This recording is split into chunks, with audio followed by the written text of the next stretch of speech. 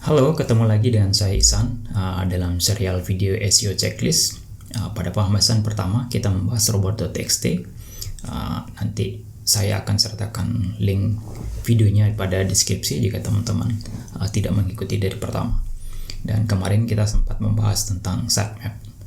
Videonya juga saya akan sertakan di deskripsi, jadi jangan khawatir. Baik, kali ini kita akan membahas tentang struktur URL yang baik dan benar sesuai dengan panduan dari Google. Serta saya akan contohkan nanti menggunakan WordPress bagaimana caranya kita set permaling atau struktur URL-nya dengan menggunakan CMS WordPress. Langsung saja saya akan menjelaskan dengan panduan PowerPoint. Oke. Ini teorinya adalah keep a simple URL. Jadi usahakan URL kita itu sederhana. The site URL structure should be as simple as possible. Consider organizing your content so that URL are generated logically and in the most human understandable way. Jadi kesimpulannya adalah membuat struktur URL atau alamat website kita dan konten di belakangnya itu sesederhana mungkin. Jadi mudah bagi manusia untuk memahaminya atau mengertinya. Yang perlu digarisbawahi adalah bagaimanapun bentuk URL kita itu mesin pencari, crawlers, kemudian mesin pencari itu tidak punya masalah untuk indeks. Yang jadi problem adalah manusianya. So, kita harus membuatnya seramah mungkin sehingga mudah dimengerti oleh manusia. Ini berikut contoh URL yang direkomendasikan dan yang tidak direkomendasikan, tapi kita awali dulu dengan contoh URL yang direkomendasikan. Pertama adalah simple descriptive word in the URL. Jadi kata-katanya itu sangat deskriptif di URL-nya. Jadi dengan membaca URL-nya saja atau alamatnya saja, manusia atau user kita itu sudah memahami apa kira-kira isi yang akan ada di dalamnya. Selanjutnya adalah localized word in the URL. Jadi di URL-nya itu sudah di-localize nih. Localize kalau kita di Indonesia mungkin kita bisa ambil sampel example.com/Jakarta, example.com/Surabaya, example.com/Malang dan seterusnya. Atau bahkan bisa sampai ke kota, dari provinsi kemudian ke kabupaten. Tentu kalau kita membuat semua website yang ada di Indonesia dengan semua kabupaten kota, kita punya 516 kabupaten kota di seluruh Indonesia, maka ini kedalamannya akan berjumlah 516 dengan 34 provinsinya. Jadi example.com/Jawa Timur /Surabaya atau /Malang dan begitu seterusnya. Ini localized URL. Nah, sekali lagi dengan cara seperti ini itu bagi manusia akan sangat mudah untuk memahaminya atau mengerti isi yang akan ada di dalamnya. Selanjutnya adalah country specific domain. Nah, ini top level domains atau domainnya. Kalau di Indonesia itu ada id.web.id, ada .go.id untuk government, .mil.id untuk militer. So ini sampelnya kebetulan .de itu adalah kalau nggak keliru de itu Jerman. Kalau nggak Jerman, Denmark. Saya lupa ingat. So selanjutnya country specific subdirectory. Jadi ini subdirectory. Kalau kita punya domain yang generic, misalkan sample.com atau misal nih di website sendiri ihsan.net/ saya ingin membuat konten spesifik untuk negara tertentu, misalkan saya ingin buat example.com/my untuk Malaysia, /id untuk Indonesia, /UK untuk Inggris dan lain-lain dan begitu seterusnya. Jadi subnya itu atau subnya itu adalah country. Tadi kita udah bahas di awal, localize-nya itu adalah spesifik provinsi, city, dan sejenisnya. Selanjutnya, consider using hyphens in URL. Jadi kita masih pakai hyphens instead of underscore ya. Itu lebih baik menggunakan strip. Jadi kita memberikan pemisah. Karena kalau kita tidak pakai pemisah itu akan terlalu sulit untuk orang memahaminya. Kalau pendek mungkin mudah, tapi kalau dia panjang itu jelas akan sangat sulit. Dalam sampel kita di PowerPoint ini adalah example.com/green/dress. Jadi green dress. Oke, kita lanjut. Tadi kita udah bahas yang direkomendasikan, sekarang yang tidak direkomendasikan. So, ini unreadable long ID numbers in the URL. Jadi ini tipikal website zaman dahulu yang masih menggunakan ekstensi .php, HTML dan lain-lain. Itu tipikalnya mereka sampai nge-capture sessions ID dari PHP-nya, termasuk ID-ID yang nggak jelas seperti yang ini. Jadi panjang sekali, hampir tidak mungkin bagi manusia untuk mengingatnya. Jadi sekali lagi, bagi mesin pencari ini tidak ada masalah tentunya, tapi bagi manusia jelas ini akan jadi sangat bermasalah. Selanjutnya, keyword in the URL, join it together. Nah, tadi kita udah bahas yang mengenai green dress yang itu tidak dipisah.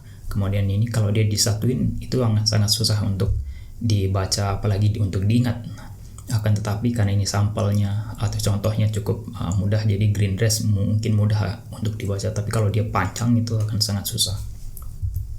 Selanjutnya adalah underscore. Saya udah bahas tadi, alih-alih menggunakan underscore itu lebih baik kita menggunakan strip. Karena kalau dia di underscore itu akan sangat susah untuk dibedakan. Karena kalau orang baca agak jauh sedikit dari layarnya, dia tidak akan mengira, mereka akan mengira di sini ada spasinya, padahal di sini ada underscore. Seperti itu. Kemudian selanjutnya, ini common causes of the problem. Jadi masalah umum yang terjadi. Problem nomor satunya itu adalah adaptive filtering of set of item. Many sites provide different views of the same set of item or search results. Saya ambil kesimpulan dari ini karena di sini sudah ada tulisan creating large number of slightly different list of hotel is redundant. Jadi ini umumnya terjadi di konten-konten yang sangat dinamik atau website yang sangat dinamik di Indonesia. Itu mungkin sampelnya itu adalah Traveloka, tiket.com yang punya list hotel, list flight, dan lain-lain. So alih-alih ini sampelnya hotel properties at value rates. Jadi mereka udah ini kategori hotel berdasarkan harganya, kategori hotel berdasarkan wilayahnya. Jadi kategori hotel yang berdasarkan harga itu namanya ABC. Nah, ABC ini juga pun akan ada di berdasarkan wilayah. Jadi itu akan dianggap sebagai redundant. Which is redundant itu adalah sesuatu yang kurang baik. Kemudian selanjutnya ini adalah hotel properties at value rates on the beach. Nah, ini saya sudah contohkan tadi. Kalau di contoh yang ada di PowerPoint ini 292 N 461 di sini sudah ada. Kemudian begitu dia tambahin lokasi beach, dia tambahin 4294 96 7240. Ini adalah kemungkinan besar adalah kode dari beach atau pantainya itu. Kemudian selanjutnya plus lagi, ini tadi sampai 40 karena ini the hotel properties at value rate on the beach and with a fitness center. Jadi dengan fasilitas fitness center ditambahin lagi dengan yang seperti ini. Again, ini akan jadi redundant. Kalau masing-masing dari alamat ini atau URL ini dianggap unik oleh mesin pencari, maka ini dan ini udah ketiga ini itu akan punya konten yang sama atau isinya sama. Beda URL tapi isinya sama, itu akan dianggap sebagai redundant atau duplikat bahasa lebih sederhananya. Oke, ini common problem lagi yang untuk nomor 2. So common problem nomor 2-nya adalah dynamic generate of document. Kalau tadi itu adalah isi konten, sekarang dia dokumen. Dokumen itu bisa banyak, bisa XLS, bisa PowerPoint, bisa PDF dan lain-lain. Dia biasanya itu include a timestamp or advertisement. Selanjutnya problematic parameter in the URL. Session ID saya udah jelasin tadi bahwa kalau orang-orang menulis bahasa pemrogramannya di PHP itu biasanya ada session itu ada ID-nya. Jadi mereka capture sessionnya kemudian ditaruh di URL itu, sehingga kalau session ID-nya 1 sih mungkin tidak ada masalah, tapi susah untuk jadi nomor 1. So session ID itu ID-nya panjang sekali. Nah, itu kalau di capture ditaruh di struktur URL itu akan sangat panjang. So dan susah untuk diingat. Again, dan bisa menimbulkan sebagai duplikat. Selanjutnya adalah sorting parameter. Some large shopping site provide multiple ways to sort. Ini mirip contohnya dengan Traveloka dan tiket.com atau di OTA tadi. Dia pantai, kemudian itu udah tinggal plus-plus saja di URL belakangnya. Itu sangat mirip. Ini sampelnya tadi. Sebenarnya ini mirip dengan yang sebelumnya. Problem nomor 1 cuman beda studi kasus saja. Yang tadi dia pakai ID, sekarang ini dia pakai kategori dan lain-lain. Ini relevant search kategori sama dengan 25 dan lain-lain. So mirip problemnya kan. Selanjutnya irrelevance parameter in the URL, so such as referrals parameter. Ini sampelnya adalah ini kode referralnya. Ini biasanya kalau kita pakai UTM atau Google Text Manager, ini ada ID-nya dan kemudian ditampilkan di depan. Ini akan sangat susah sekali untuk dipahami oleh manusianya. Selanjutnya ini ada sampel nomor 2, so thread reverse ID. Reverse ini yang kode referralnya atau referral nomor berapa. Sebenarnya ini untuk si admin atau si administratornya akan sangat membantu. Kenapa? Karena mereka bisa lihat, oke, dari referral ID tertentu itu berapa kali mereka masuk, kemudian siapa saja mereka, bisa mengukur level keberhasilan kesuksesan satu referral. Begitu. Akan tetapi di manusia yang melihat atau di user yang melihat itu akan sangat susah. Ini sampel selanjutnya, ini mirip-mirip juga. Oke. And then selanjutnya adalah calendar issues. Calendar issues ini dia soalnya generated kan based on calendar. So ini sampelnya 2011. Ini akan susunan kalender itu kan day, months, and then years. Kalau dia fix secara terus-menerus hanya di situ saja mungkin tidak akan jadi masalah, tapi begitu tanggal berubah dan kontennya sama, itu juga akan menimbulkan problem yang sama, di situ adalah redundant atau duplikat. Jadi hindari hal yang seperti ini. Broken relative links can often cause infinite space. Jadi infinite space itu yang space. Biasanya kalau space di struktur URL itu akan diterjemahkan sebagai percents, yang percents kemudian slash, yang O kecil itu yang logo percentage. Ini sampelnya, cuman dalam hal ini kita nggak pakai percentage, tapi intinya tetap dia akan jadi broken link. So .html /html kedalamannya tertentu itu nggak jelas. Yang jelasnya susah banget untuk dilihat.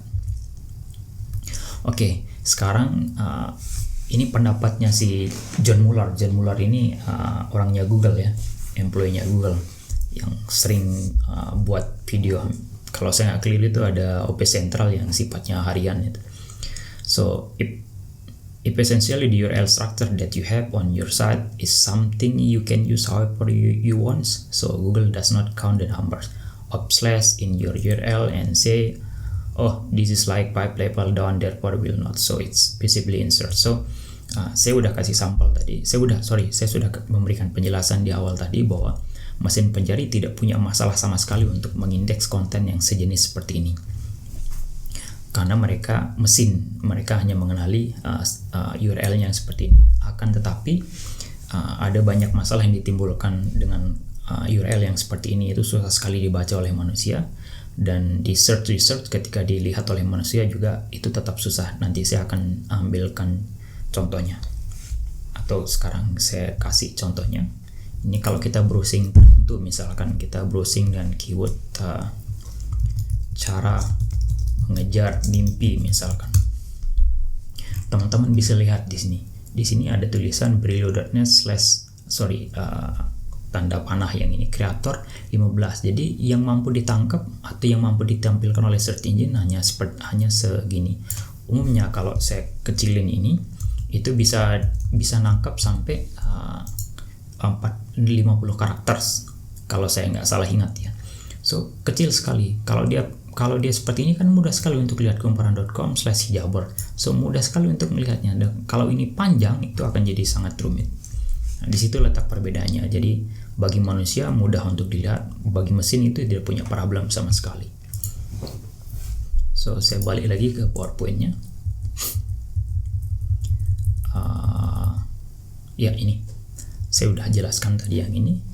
Yang kemudian yang kedua ini sekali lagi pendapatnya si John Mueller, you don't have to have a kind of an artificial flat directory structure. So from that point of view, if you have a directory structure that user can recognize and where you can tell that sometimes people are like even typing in the URL or copy and pasting part of URL together, I think that's perfectly fine. There is no need to hide that kind of URL. Jadi kalau dia URL-nya panjang itu dan bagi user. Ini kesimpulannya saja, saya tidak sedang menerjemahkan, teman-teman bisa menerjemahkannya sendiri.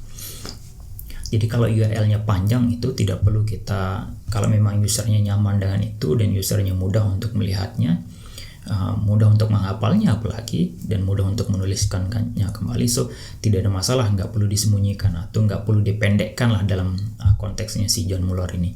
Kita nggak perlu mengubah yang tadinya sudah, let's say kalau saya ambil sampel di website saya isan.net / cara mengejar mimpi. Nah itu isan.com isan.net / cara strip mengejar strip mimpi. Jadi nggak perlu kita pendekkan jadi cara mengejar. Jadi justru hilang konteksnya.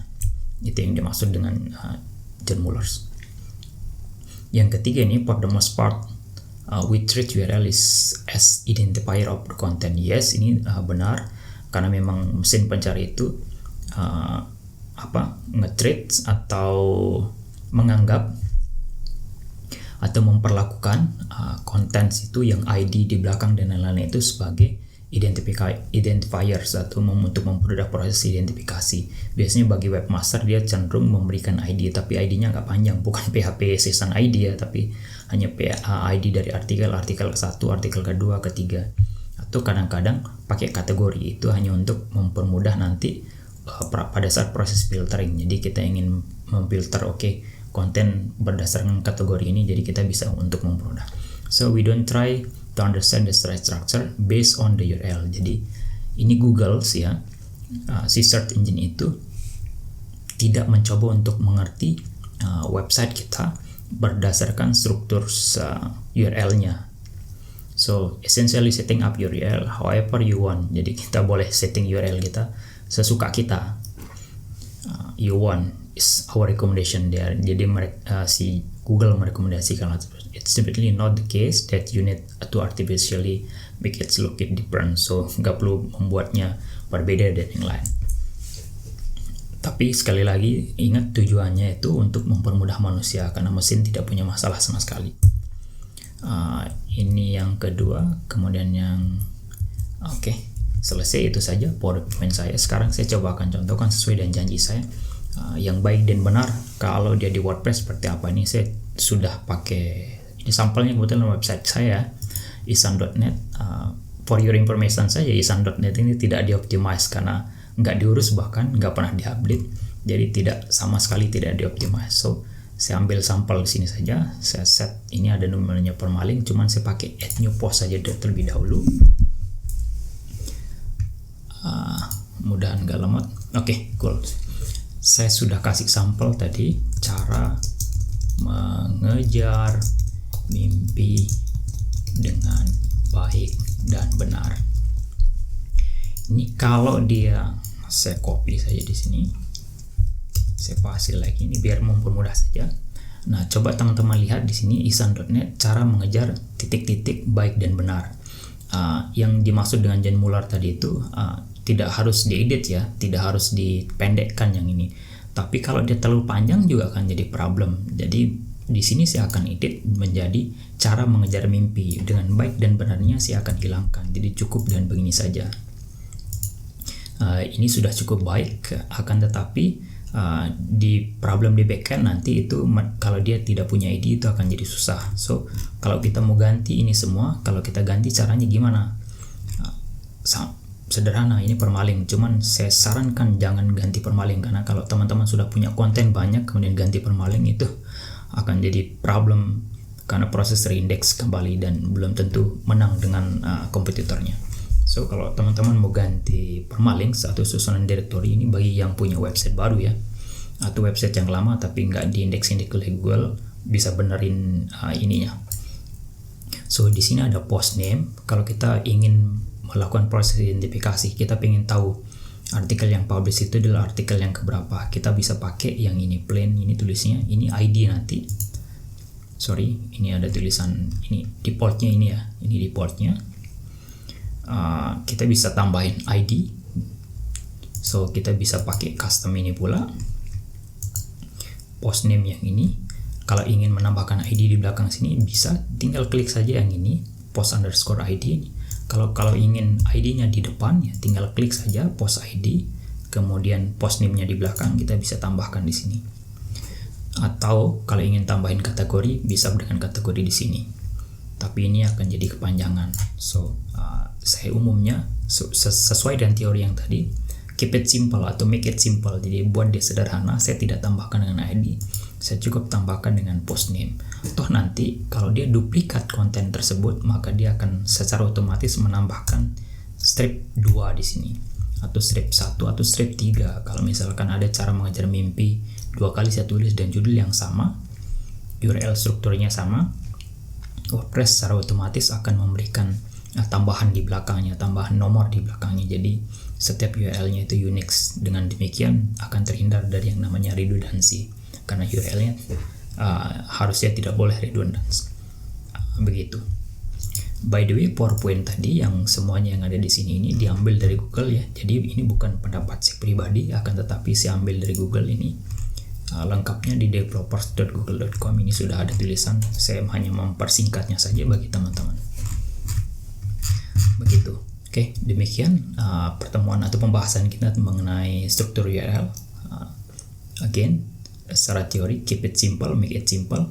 Saya ulangi kembali lagi biar tidak salah pengertian, karena di luaran sana ada banyak sekali yang keliru pengertiannya bahwa Google mampu mengenali yang sederhana, tidak mampu mengenali yang kompleks.